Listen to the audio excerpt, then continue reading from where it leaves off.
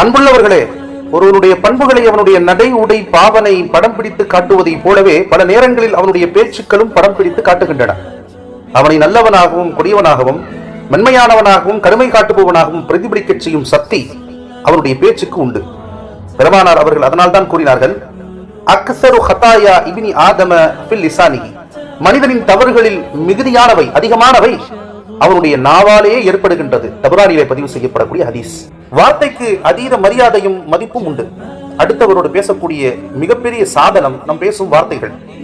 நாம் பேசும்போது அடுத்தவர் கவலைப்படாத வகையில், கண்களில் கண்ணீர் வராத வகையில், மனம் நோகாத வகையில், காயப்படாத வகையில், அதை நினைத்து அவர்கள் சிந்திக்காத வகையில் பேச வேண்டும்.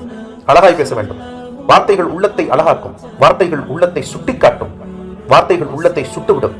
முடிந்தவரை இவ்வுலகில் நாம் பேசும் வார்த்தைகளால் அடுத்தவர் எந்த வகையில் காயப்படாத வகையில் நாம் பேச வேண்டும்.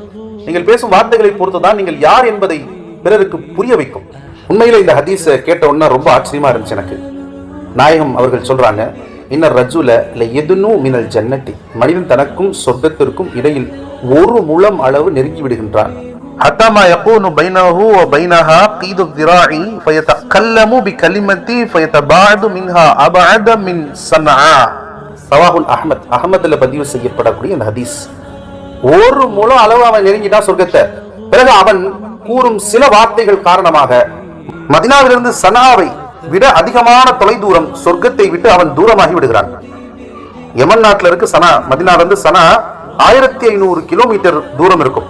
அல்லாஹ் தஆலா நம் அனைவரையும் நல்ல வார்த்தைகளை பேசி நல்ல சூழலோடு வாழ்ந்து மரணிக்கும் பாக்கியத்தை தர வேண்டும். சுழலும் பூமியில் சுடும் வார்த்தைகளை தவிர்த்து சுற்றியுள்ள மனிதர்களோடு அன்பாய் பேசி அன்போடு பழகுவோம், வாழுவோம்.